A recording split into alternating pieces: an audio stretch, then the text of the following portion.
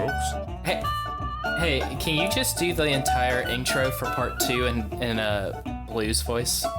Yes, sir, I can. I want you to do everything. Okay. So I want you to just do the whole last time on side character quest and just give us the thing and then we'll go right back into it. Not like a whole intro thing. Oh, I shouldn't do hello and welcome to side character quest. Unless you want to do that. We can. Actually, I'll do a brief take of that, and then I'll go into the last time. okay, cool. Welcome to Side Character Quest, D&D podcast with one guest, one player. You might have noticed that the usual folks aren't here today, or at least, opposite. You might have noticed that you said one guest, one player. Did you mean like? No. Okay, let me try that again. Welcome to Side Character Quest. I'm Billy Blue Tibbs, and I'm here to let you know what happened last time on this here podcast. I found myself in a small town in the small mountain range known as the Brothers. I'd been called there by Sheriff John McDaniels regarding some murders that some folks believe to be related to werewolves, which are my specialty. Not to brag too much. And right after investigating various leads, I found myself in the Church of Lumen in said town, and found myself drugged by one of them clergy. How am I gonna get myself out of this mess? Find out this time on Side Character Quest.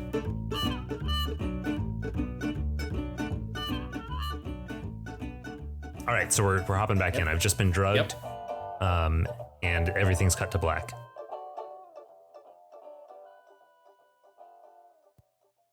If it wasn't for that weather, we would have the final ingredient for the cure I've been working on. Jeremiah, I've told you we have to keep this going. If he doesn't feed, he will die. Please, brothers, please, y'all have to leave. It's coming soon. It's dark. It's cold. And you find yourself restricted. What do you do? So I try to get, I don't struggle visibly, first things. I sort of get a feel of my surroundings, so I very lightly press to see if I am bound in any way. And I check to see what I have on my hands, like, do I have my gloves? Do I appear to have, do I think that I have, like, do I feel the weight of my hand crossbow on my side? Anything like that. Okay, do you open your eyes? Just a crack. Just the smallest, barest crack. Okay. So through that small crack, you see 3 figures on one side of, like, you're in a large, dimly lit room. You see 4 figures, actually. 3 human-sized, and then 1 very small one. Okay. You kind of move, and you are restrained. Your wrists are held to the wall. Mm-hmm.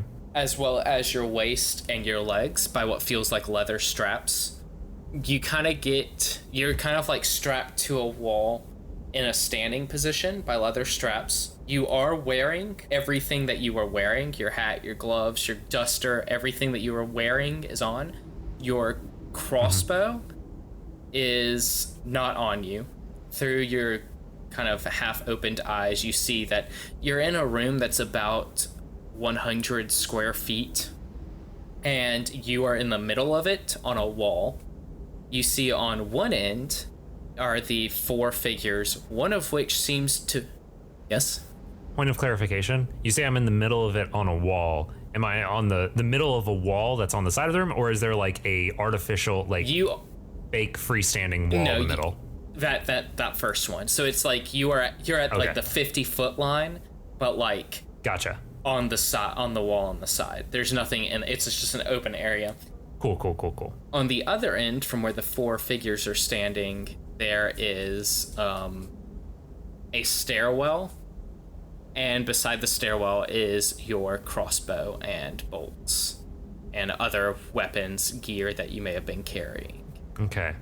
Does the stonework look similar to the church that I had been in? Roll me a history check. Man, yeah. 14. Yeah.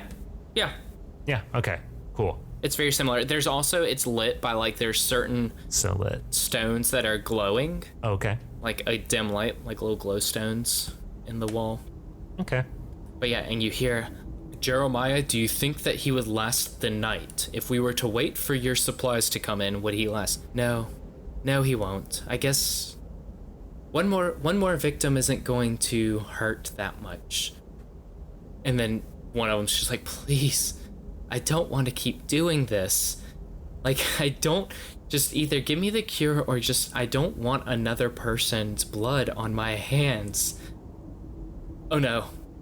And you hear, it's brothers. Zebediah, we have to leave. Nostradamus, go. Yes. And the very small figure just shifts, and there's just like a black blur that kind of like flies up across the room and up the stairs. The deeper voice, Zebediah, says, this will be the last time, I promise. And Jeremiah says, if it wasn't for the weather, this wouldn't have to happen. I'm sorry. And the two start walking towards the stairs as well, as you hear and just screams of the transformation of a human to a werewolf. Yeah, so the figures, so there's just these screaming sounds that are transforming from human screams to a howl. You are tied or bound to this wall by leather straps. You see the other three figures going up the stairs. What do you do? So the first thing I do, as soon as they no longer can see me, so listeners, one of the things that Eli gave me was a special pair of gloves, and I'm going to activate those gloves. Wait, what are they called, Ty? What are they called? They are called the Ghost Hide leather gloves. They are these pale white leather gloves, and once per day I can activate them to allow my hands up to my wrists to become incorporeal. So I can pass through inanimate objects and can punch ghosts. Ooh, that punch ghost thing is so important. I knew that you wouldn't have to punch a ghost, but like, you can. Yeah, so I turn my hands incorporeal and pull them through, and I guess I'm gonna have to deactivate that because I want to undo the leather straps on the all of my sides. So I activate it and then deactivate it really fast, so I can undo all of the straps around my body. Cool. So we'll call that your action. Okay. Oh, we're in combat now, son. Oh shit. Okay. By the time you've undone the straps, you look to your right, and the three figures to your right they're gone, like they are up the stairs. Okay. The figure to your left, who was a tall, thin man in a loincloth, he is now a large humanoid, half like wolf monster. He has a large metal collar around his neck and a chain. A very long chain that reaches from that collar down to the wall, but there's like coils of this chain around, so you get the idea that probably won't hamper his movement inside this room. But yeah, so, and he lets off a vicious howl. Do you want to move or do something else now that you have gotten through your straps? Yeah, so the first thing I'm going to do is use my Hunter's Mark spell. Okay. Is that an action? That is an action, yes. So you've already used your action this turn. Oh. In that case, I'm going... Oh, wait, no, it's a bonus action. Oh, nice. Perfect. Yeah. So I'm going to use my Hunter's Mark, so I can choose a creature that I can see within range and mark it as my quarry. So for the next hour, I deal extra damage and have advantage on wisdom checks that I make to find it. If the target drops to 0 hit point, blah, blah, blah, blah. That's not important. So basically, I've just, I do extra damage to this thing and can find it pretty easily. Perfect. For the next hour. And then I'm going to start making my way, like booking it, running over towards the stairwell so I can grab my crossbow. Okay, yeah, we'll say you make it to your crossbow. Okay. And just as you make it to your crossbow, the werewolf charges towards you. He makes it to, like, it's probably like 10 feet away from you. He doesn't make it, and he's not able to attack, but you can see he is coming for you. You can also see, based on how the chain is moving, that this chain has enough reach to like get him around the room, and was probably made just to keep him from going out of the room, if that makes sense. But it does seem to be like hampering his, like, the movements of his head. So now it's your turn again.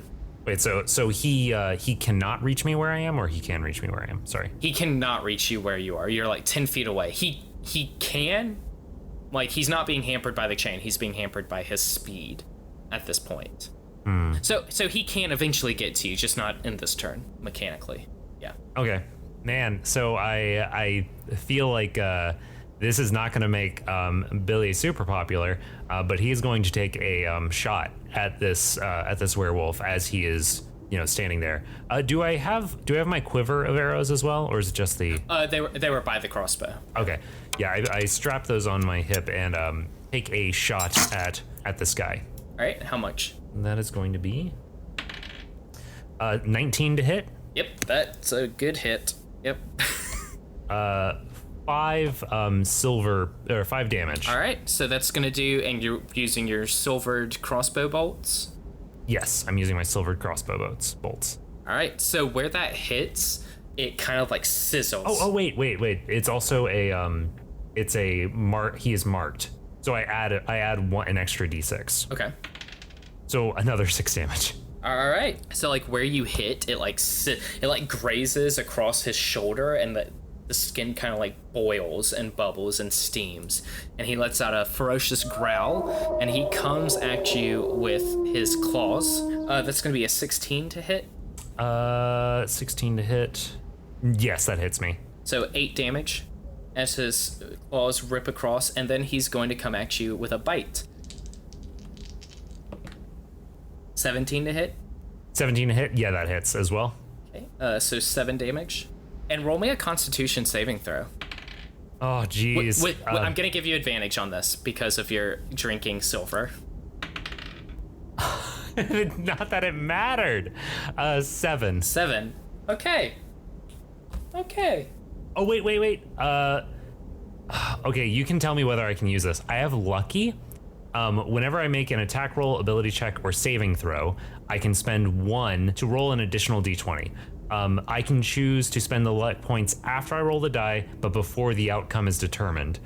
I did just see you rubbing your hands, so I don't know if that counts as out. But I didn't tell you if it failed or not, so I'll let you do it. Okay, I'm gonna do it. And fuck everything. I got a 6. So 7 is what I got. Okay. So something feels off. Ty, something feels off. Okay. But it's your turn now. With that, I'm going to. Fuck. Okay. I'm going to take another shot at this thing. Just fairly point blank. Thankfully, I have an ability that makes it so I don't have disadvantage for taking range shots with my crossbow at point blank. And then after that, I'm going to retreat up the stairs. So let me try to make the shot first. Okay. 25. Yeah, homie. Yeah. Yeah, that hits. That would be 10 piercing damage. Oof. Okay. Plus whatever silver, if there's any sort of silver benefit. Yep. You hear, like, this hits him and sticks in his other shoulder, and it's just sizzling and boiling and bubbling, and just, like, a massive roar comes out of him. So he is coming at you again with his claws. So 12 to hit. 12 does not hit. All right, then he's going to come at you with a bite. 8 to hit. No, an 8 actually does hit. No. Weirdly. 12 does not hit. 8 does not hit. All right. Hey, Ty, what's your HP at? My HP is at 29. Okay, cool. Out of what? 44. So yeah, now it's your turn. I think I had actually said that I had retreated up the stairs after I made my shot, but I'll go ahead and do that now. So I'm gonna back up, run up the stairs. Oh no, you had gone up the stairs. He can go up the stairs. Oh, but he could still. He could still pursue me. You're at like he's at the limit of his leash now. Okay. Yeah. I look to see how the exit is here. Like does it look like I can get out easily or what? I guess give me an investigation check here. Okay. Or I don't think I would be. I think I wouldn't be really. You just want a quick, like, what's it look like? Passive investigation, yeah, 12. I don't think that I would, like, really go out of my way to, like, check any more than that. So you see that there's clearly, like, some sort of door here or something, but that it's, like, not a normal door. Okay. Like, there's something covering the passageway here. There's light coming through the seams. Okay. You look like you can possibly open it. Okay. I'm going to take a pot shot at this werewolf again. That would be 24. Yep. 7 damage. Okay. Yeah, he is not looking great. Like, there's just steam and bubbles coming out of his skin. But you feel something weird? Yeah? Like your bone has broken in your arm. Oh, interesting. And you feel like other bones just cracking and breaking. And your arms are getting hairier and hairier. Okay. And Ty, I'm gonna send you something. These are your new stats. Jesus Christ.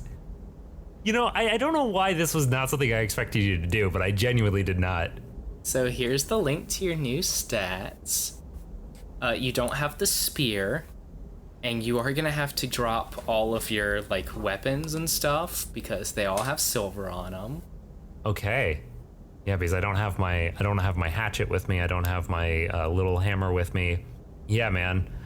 So I assume that I am going to rip through my somewhat threadbare shirt. No, your clothes actually merge into you. Oh, interesting. Okay. That's what you get with magical stuff. Everything that doesn't have silver merges in. So your spurs break. Gotcha.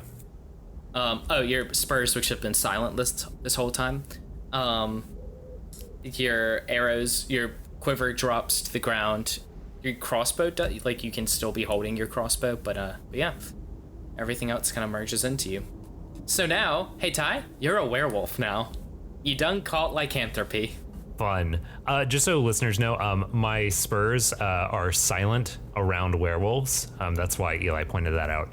So yeah, I think in this moment, what do I want to do? Does this change has my mind changed at all right now? You need to feed, but you recognize this werewolf as an aggressor. Okay. So there's also like a territoriality thing here. I think I'm going to, like, moments ago, I was sort of trying to decide whether I wanted to finish off this werewolf or knock the door and get out. I think in this moment of aggression, I'm going to try to attack the werewolf that is next to me. Do I still have a turn, or is it the other werewolf's turn? Because I was going to step out of its range, but I think in this moment I don't step out of its range. Yeah, it's the other werewolf's turn. So let's see. Okay. He rolled poorly. Has my HP changed at all? Yeah, your HP is full and is now 58. Gotcha. And your AC is 12, and all the other stats. Yeah. So this wolf kind of like is shocked, and he kind of like claws and tries to bite at you, but misses terribly. Mm-hmm. You, with your animal senses, know that you can easily just finish him off in this round. I jump forward and I bite at his throat. All right, roll me that bite attack. That's going to be 15 to hit. Cool. Yep, that hits. All right, and do I keep my mark? Yeah. My hunter's mark? So that's going to be 11 piercing damage. All right, the wolf, like you get your claws around his throat, and he begins to howl. That slowly turns into this blood-gurgling shout, and then as it turns back into this bald human wearing a loincloth and is dead in your jaws. Oh man, that's dark. I throw him off of the stairs and onto the room below, and then I turn towards the what I assume to be a bookcase blocking the doorway out of here. and I'm going to try to push that down. All right, give me a strength check. 6. No, that doesn't do it. That doesn't do it. Yeah, so I slam at the door and like am howling. You hear on the other side. Give me a perception check with advantage. That would be a 23. You hear on the other side. What are they doing so close to the doorway? Well, I don't know. Maybe he got out of his bonds. How? He was asleep. Nostradamus, go check. I would rather not. Nostradamus, as your master, I command you to check. Yes. Through one of the cracks comes a centipede. As soon as I see it, I'm going to bite at it. All right, roll me that check. So that's going to be a 20 to hit. Yeah, you hit. 5 piercing damage, and if it's not immediately killed, or even if it is, I'm also going to claw at it. Ty, you bite it in half. Nice. And then you hear a Nostradamus, and just someone else say, Jeremiah, we can't go in there. You don't understand the pain. And you hear someone shoving against the door, and the bookcase kind of swings open, and you see Jeremiah Plinkstone and his brother Zebediah, and they're looking, and they're like, Zechariah? How? What do you do? I jump on him. Which one? And start biting at him. Zebediah. Zebediah. Okay. Give me an attack. 9 to hit with my bite. Did you add the? Oh, I don't get the hunter's mark. I only get it on. Oh wait, no, I can transfer it. No, I meant did you add the Well, you can't cast any spells under here. You can just like keep them going. Oh, you're right. Yeah. But the +2, but that one I've done it anyway. So you bite, and he kind of like dodges.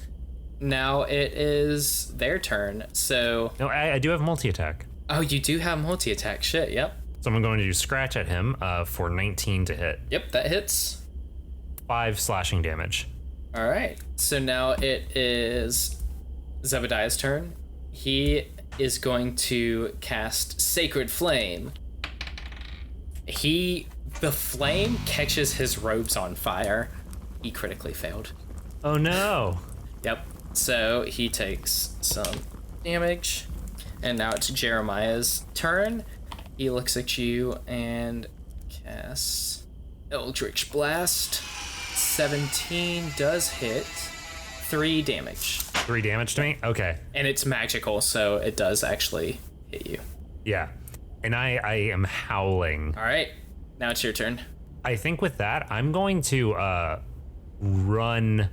I'm going to try to run past them and run out of the cathedral that I'm in. Okay, cool. Yeah, so you're easily able to do that. So you run out and into the night. Do you have a direction, or are you just trying to get away from people? I'm going to run out towards like the homesteads that you mentioned. Okay. And I'm going to be running through the forest. I am on the hunt. Oh no. I am trying to smell the air to see if I can find prey. Yeah, roll me a perception check with advantage because of your scent. That would be 19. Okay. So you tied his check. You see a halfling.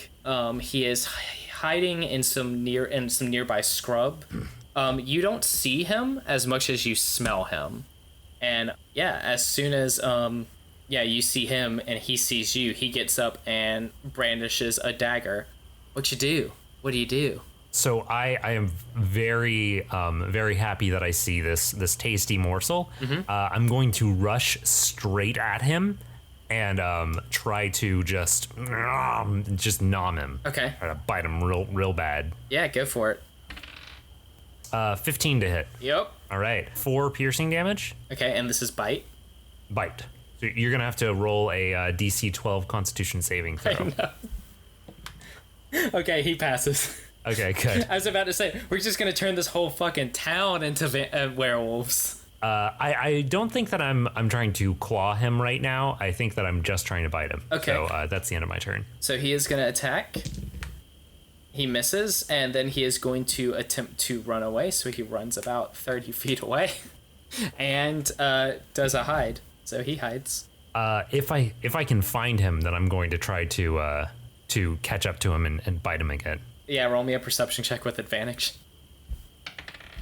That would be 23. Yup, you find him in some bushes again. And I bite down hard. Like he might, it's one of those things where he's looking, he's like looking either way, trying to like keep himself hidden. He peeks around the edge to the right, and then his left shoulder just gets bit down on. Horror movie style. But it doesn't really. He maybe is able to slip out of the way because I rolled a 6. Okay, for damage. For bite. For hit. For actually hitting it. Yeah. You do miss. So he kind of whoop. He's moving at a grace that's like a little bit unexpected. Mm-hmm. I think I try to attack him with my claw as he like slips out of my grasp. Go for it. 14 to hit. Yep, that hits. 6 slashing damage. All right. And now he is going to turn and just keep running. Hide again. All right, go for it. So he has tried to hide again. I pursue. I think I pursue after him, and I'm howling. And I think.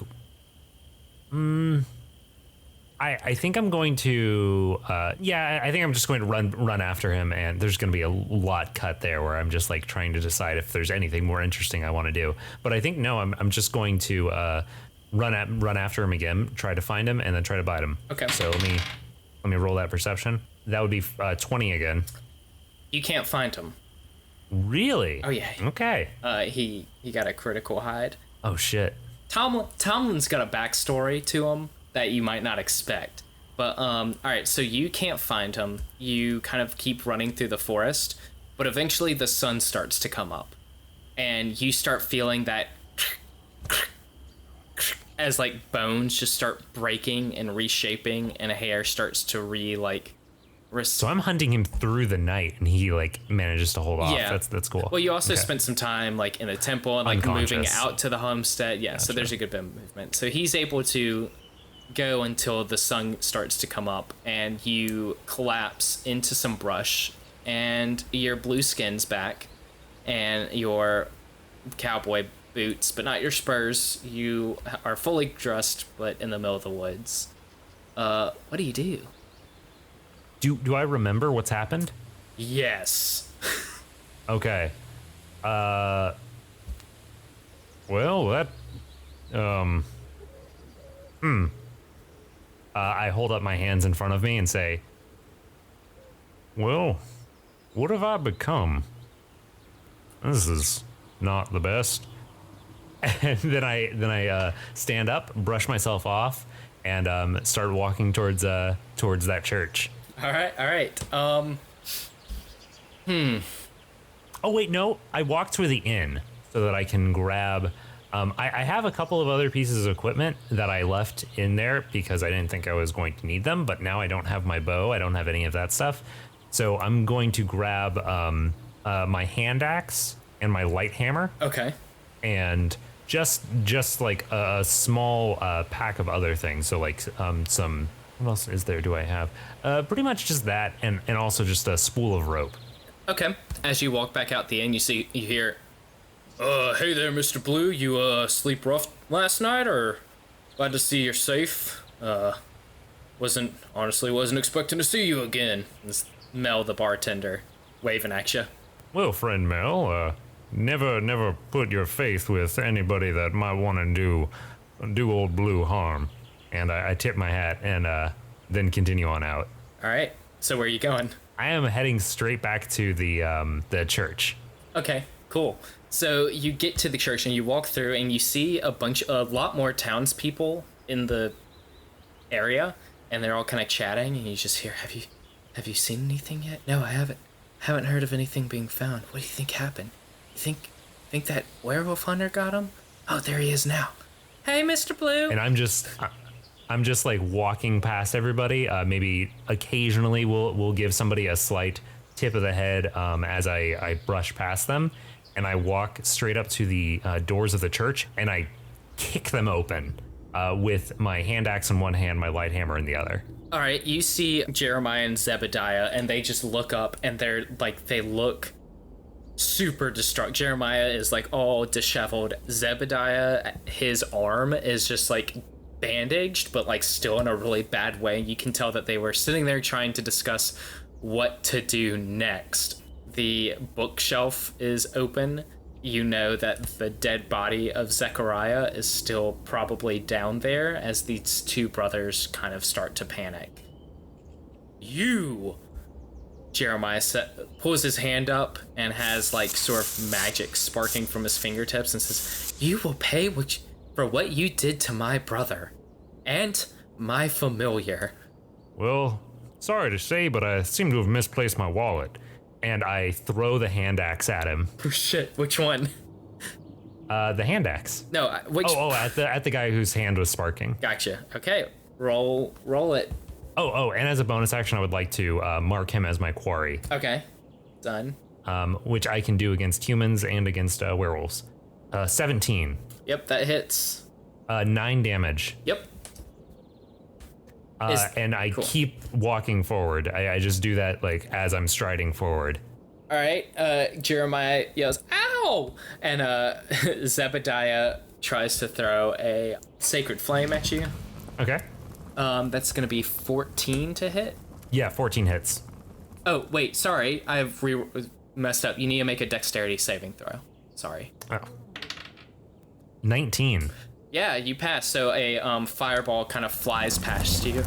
As I do this sort of like lean my shoulder back as it like nice shoots by. Nice. Jeremiah pulls up his Eldritch Blast and does hit you for sure. Okay. Oh, you're fully healed, by the way. Like transforming into the werewolf also like knitted your wounds from the night before. Gotcha. And he does 7 force damage to you. I think right here I take that and then stand up to my full height while approaching, getting as close to them without being like right up on them. Now here, friends, we could trade blows for a little while, and in maybe 10-15 minutes, you two would lay here dead and bleeding. Personally, though, I'd prefer to have as few deaths on my hands as possible. So, if you could do me kindly, and I seem to remember hearing something about some sort of lycanthropy cure last night. You wouldn't happen to know anything about that, would you? And I'm gonna be doing an intimidation check. Yeah, and give me advantage on that.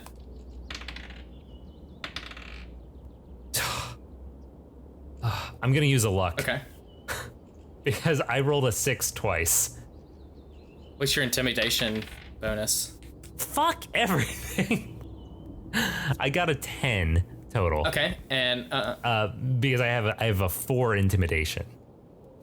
so you do that, and the two brothers just sort of back up, and Jeremiah's like, yes, I have a shipment that should be arriving any minute now to the library, and once that is put in with the rest of my ingredients that I've been studying, that will cure lycanthropy. We were hoping to use it on our brother, but you seem to have...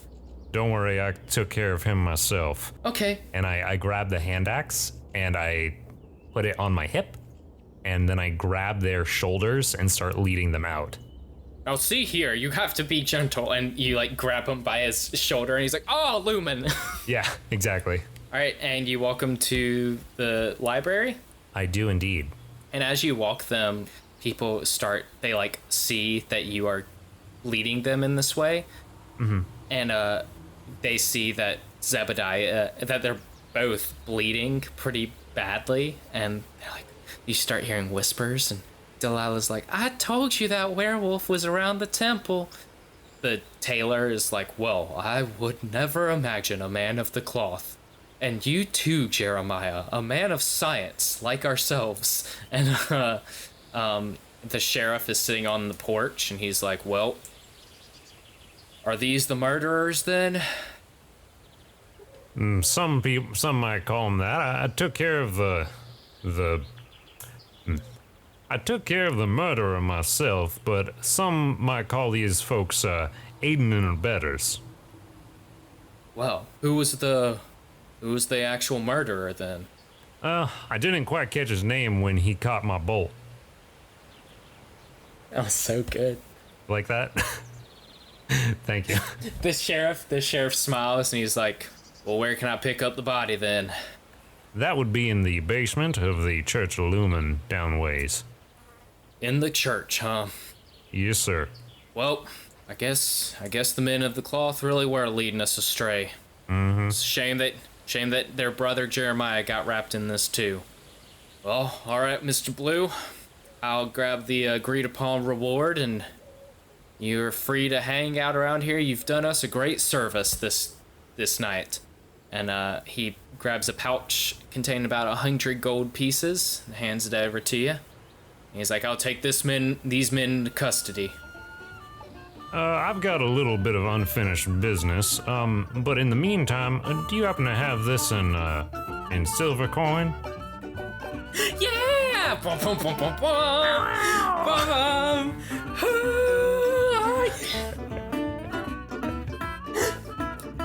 Just do me a favor, get that converted, and I'll meet you at your office with these two fellas. I just have a couple of one quick errand I need to run with them.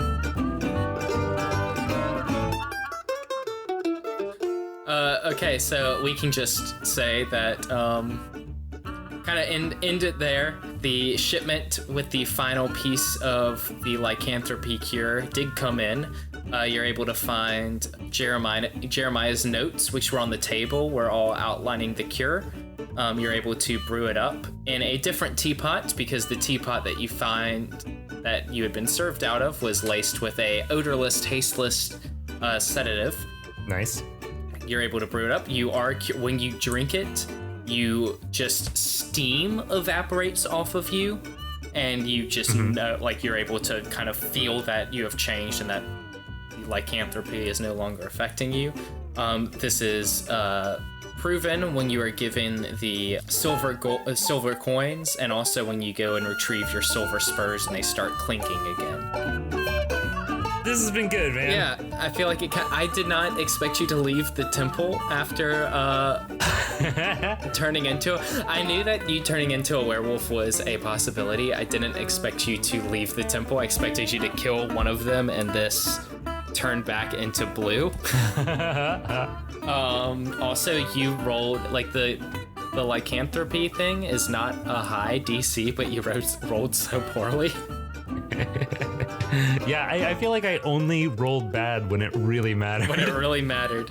But yeah, I hope that was a listenable podcast. I think this has been very good. Don't sell yourself short. Good. All right, man. So I think we're going to wrap things up there. So how do you want to end this? So this has been Eli. This has been Ty. And partner, we're going to mosey on down that long, dusty trail. All right.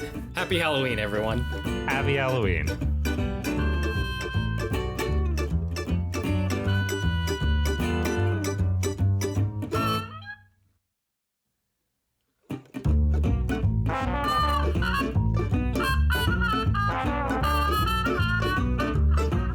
Thanks to the Joy Drops for the use of Not Drunk as our intro and outro music.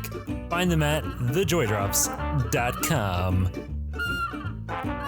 You can find us at sidecharacterquest.com, at SCQ Podcast on Twitter, or by email at sidecharacterquest@gmail.com. The Scavengers Network. Creator-driven, community-focused, treasured content.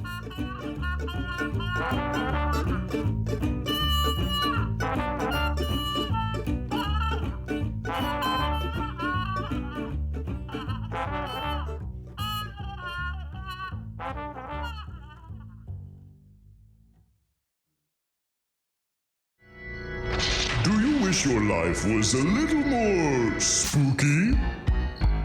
Well, what the heck Hello, everyone. My name is Jordan Reed. And I'm Lindsay Reed. And this is Spooky Spouses, a podcast about ghosts and stuff. Tall tales. Although we went to dinner last night and you told the lady on our wait list that our name was Cradge. Was it Cradge? Creepy cryptids. There. Or Pizza Rat. Pizza Rat is pizza and a rat. Yeah, it's double delicious. He's a rat with pizza. It's like, Yeah. oh man. Thank God there hasn't been a corn dog rat. Or you'd be eating that I rat. think, you know what? I think in my defense, if someone was like, you ate a live rat? I'd say, well, it was holding a perfectly good corn dog. Monstrous goofs. Well, you could probably just put a video because like our tombstones will probably just be like videos replaying. They'll be like memes or GIFs. Yeah. Our tombstones will probably just be GIFs. when we pass. That's one of the coolest things you've ever said. A spooky spot. Sorry, there's something stuck in my throat that whole time. Spooky Spouses, a part of the Scavengers Network and VidiSpace. New episodes every Monday, wherever you get your podcasts. This is going to get cut and put in the bloopers. This episode brought to you by Weird Morning Energy. That's right. Have you ever played Dungeons & Dragons at 10 in the morning? Because I certainly have not. So, Weird Morning Energy. This episode also brought to you by my dog, Grand Moff Barkin. He's been such a good boy today, just hanging out in the studio, listening to me try to kill Ty. Grand Moff Barkin, best dog in the world. As your master, I command you to check. Yes. And, my dog's Barkin's he's laughing having at you. puppy nightmares. Oh, he's having puppy nightmares. Oh no, Barkin. You're okay. Oh, Barkin. Okay. Is he like kicking his feet? Is he running real he's, like, fast? Twitching. Yeah. Okay. But anyways, to cast Sacred Flame. Once I remember how to cast spells in this game. How do you play Dungeons and Dragons? Okay. I don't even know, man. I don't even know. Okay, Sacred Nerd chat. Flame. I am become wolf, destroyer of man. So before we stop, is there anything that you want to say about, like, you want to have in the bloopers about, like, what you expected to happen here? So or I can like tell that? you a lot of clues that you missed, or a lot of things that you didn't get to. So if you had investigated, so first of all, you were both sedated by Jeremiah and Zebediah. Oh, quick note. Yeah. Quick note. I think this is like a solid adventure that you could use in the future if you ever wanted to like introduce somebody to like D&D just in a one-on-one, because it's so like just you can plop it in. Yeah. Like it's very whole. Yeah. So just Didn't know. yeah, nice. Well, so Jeremiah, Zebediah, and Zechariah are all three brothers, which I was going to suggest that then I have two possible titles for this episode, and it's either Tibbs Tells Tall Tales or The Brothers Werewolf. Oh, nice.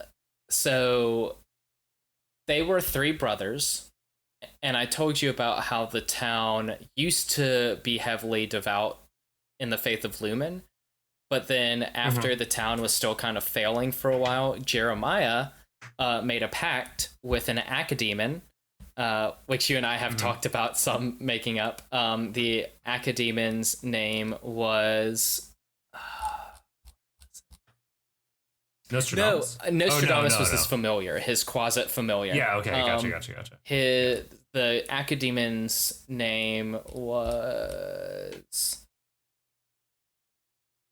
Cognitionis, which is Latin for knowledge. Academon, Okay, nice. as you and I have talked about, are a class of demons that are all about knowledge at whatever the cost. Nice. So he founded nice. the library after making that pact. So things had been strained between Zebediah and Zechariah.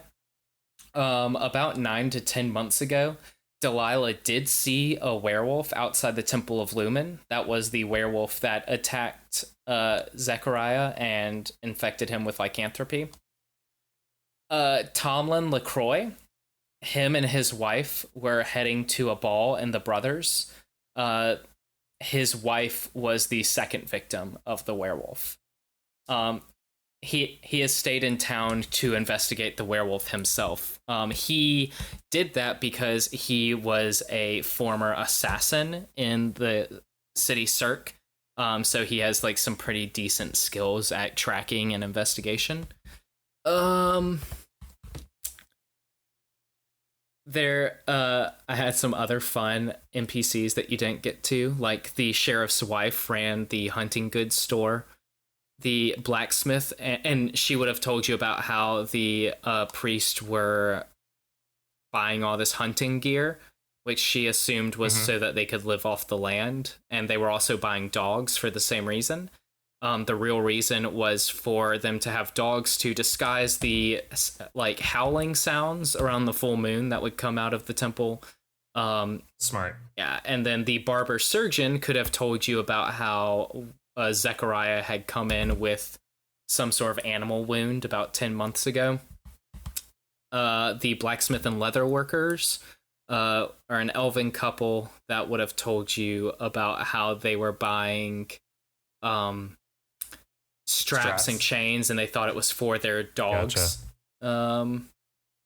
And yeah, I think that's about it. This is a solid adventure, man. Yeah, it was fun to put together. It was a fun because each place I went to, I can send you like both of the sheets, because it has what all of them knew and then like what they would be willing to tell you, and like some of them had fun things like Sadie Mongrady was the barber surgeon. I think the hunter's name was Stella. A lot of them were named after past pets of mine for some reason, because I named Delilah, and Delilah was a cat that I had. Nice. I believe the Jimmy and Jamie were the blacksmith and leather workers. Sadie Mongrady was the barber surgeon. Helen McDaniels was the hunting goods person, which is named after another cat I had as a kid. Yeah. And then Zebediah, Zechariah, and Jeremiah were just fun. I think you managed to, which also that kind of fits with the familial naming system that I've used for Roderick and Frederick and Cedric. But I think that it's, and they're also clergy of Lumen. Was that intentional? Yes. Yep. Okay. Except for Jeremiah is no longer a clergyman. He is abandoned his faith. He's a man of science now. He is dead. Jeremiah. Zechariah is dead. You killed Zechariah. Yeah.